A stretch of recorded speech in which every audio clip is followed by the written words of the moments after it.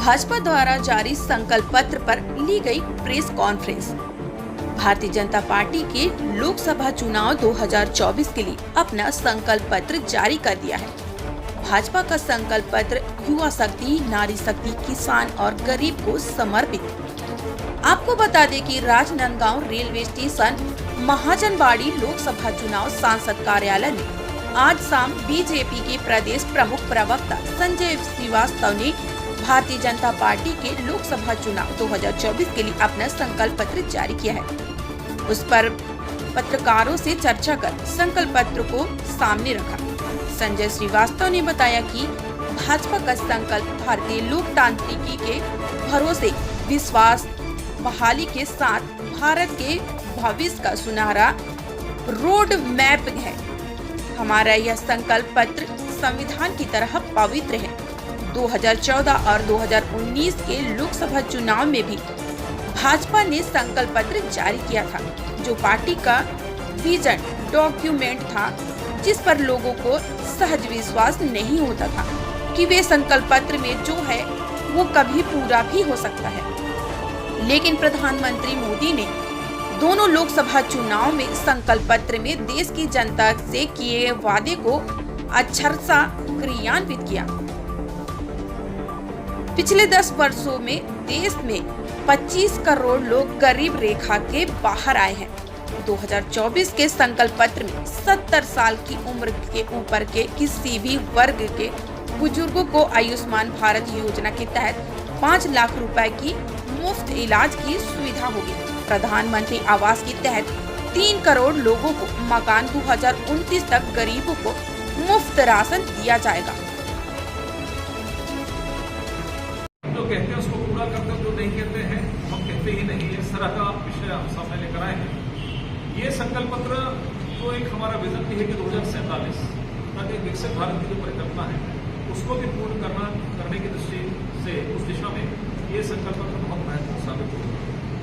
आदरणीय नरेंद्र मोदी जी ने 2014-19 में पूर्ण बहुमत को गांव, गरीब, वंचित, दलित, महिला, युवा और किसान को समर्पित किया। तो हमारे पिछले 10 वर्षों के कार्यकाल को कहें या फिर घोषणा पत्र की बात करें, तात्कालिक रूप से ये नहीं है कि जो डिमांड है उसको पूरा करें, उसको तो करना ही आवश्यकता है। लेकिन देश की आज़ादी के बाद कुछ इस तरह के चीजें थी जब कांग्रेस की सरकारें हुआ करती थी। उस दिन से कुछ हमने संकल्प किया था जब जनसंघ का निर्माण हुआ 1952 में। डॉक्टर श्यामा प्रसाद मुखर्जी जी ने इस विचार को साझा किया था। पंडित दीनदयाल उपाध्याय जी की परिकल्पना थी अंत्योदय पंक्ति में बैठे व्यक्ति।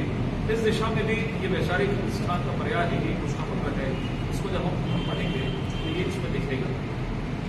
युवा, मध्यम वर्ग, मछुआरा, वंचित वर्ग, सीनियर सिटीजन, ओबीसी जो पिछड़ा या कमजोर वर्ग कहते हैं, एक सेक्टर ये है कि जो हमको काम करना।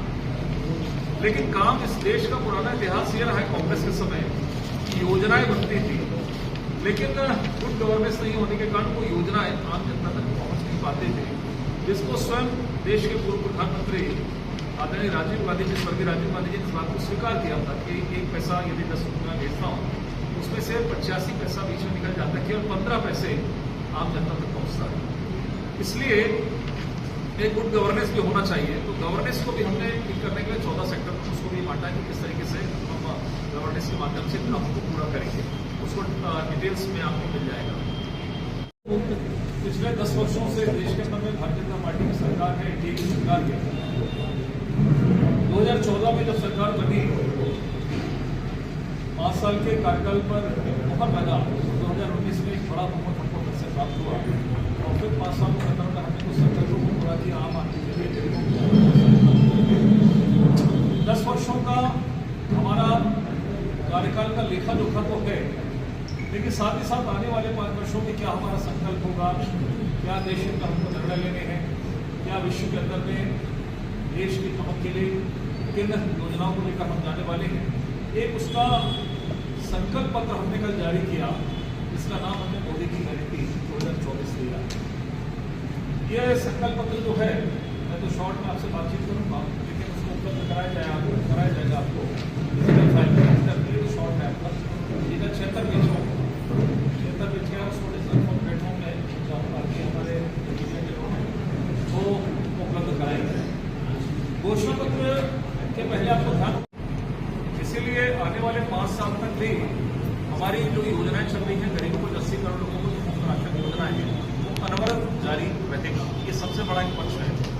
दूसरा ये है कि किसी भी व्यक्ति को ये रहता है कि वो स्वस्थ रहे। आखिर में ये रहता है किसी भी क्षेत्र में कितना बड़ा व्यक्ति हो, लेकिन उसकी अंतिम मतलब ये रहता है कि मैं स्वस्थ रहूं, हमेशा स्वस्थ रहूं। इसके लिए हमने ये देखा है कि एक सीमा के बाद कई लोगों को स्वास्थ्य की सुविधाएं नहीं मिल पाती हैं।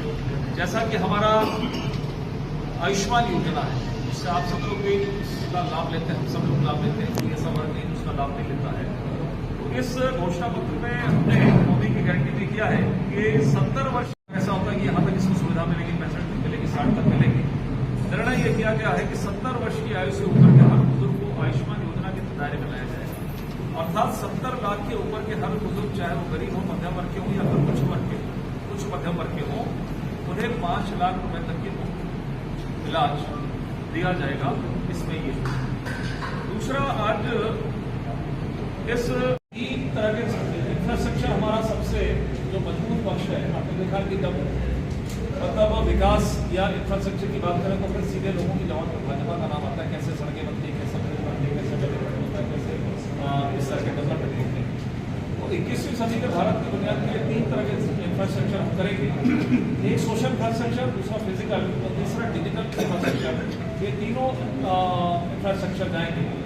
शहरों के लिए ऑर्गेनाइजेशन करने के लिए, शहरों का और विकास किस तरीके से हो, उसमें जैसे आपने देखा कि अभी हमने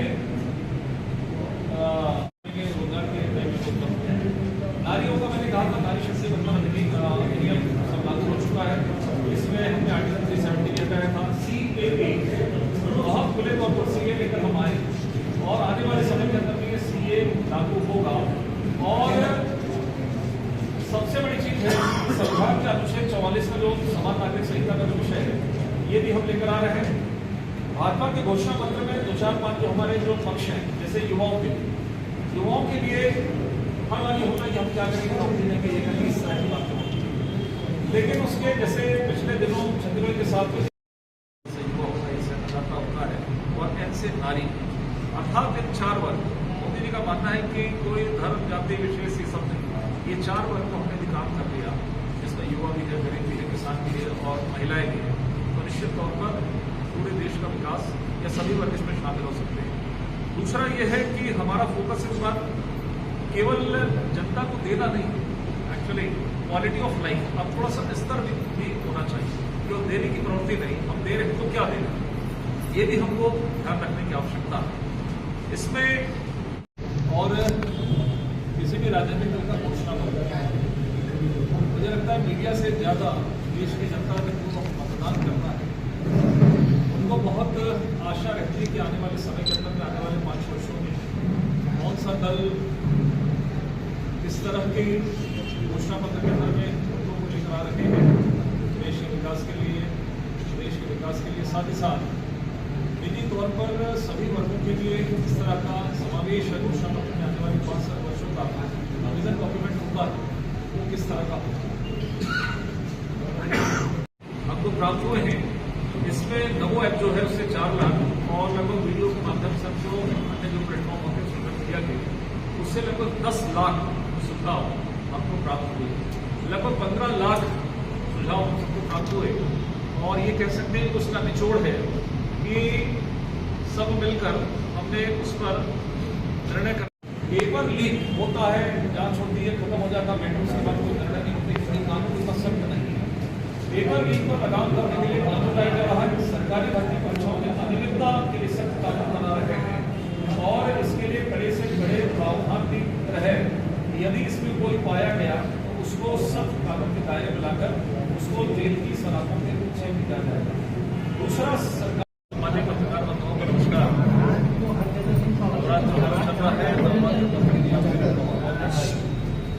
और सबसे पहले विलंब से आने के लिए आप सबसे क्षमा चाहता हूँ। राज्य का नाम बारिश आज की बैठक में हमारे जिलाध्यक्ष संबंध है, आंतरिक है, बात सुरक्षा है, समृद्ध भारत है, ईज ऑफ लिविंग है, विरासत का विकास है, गुड गवर्नेंस है, सुशासन, स्वस्थ भारत आपके हाथ में, ये सब चीजें मैं बहुत डिटेल में नहीं जाऊँगा। स्वस्थ भारत से RKB studio, video shooting, video mixing, photo album designing, शादी, पार्टी, जन्मदिन आदि के शुभ कार्यों में वीडियो फोटो के कार्य किए जाते हैं। अन्य सुविधाएं, कैटरिंग, टेंट, मेकअप आदि के भी कार्य किए जाते हैं। हमारा फोन नंबर है 62 60 68 51 64।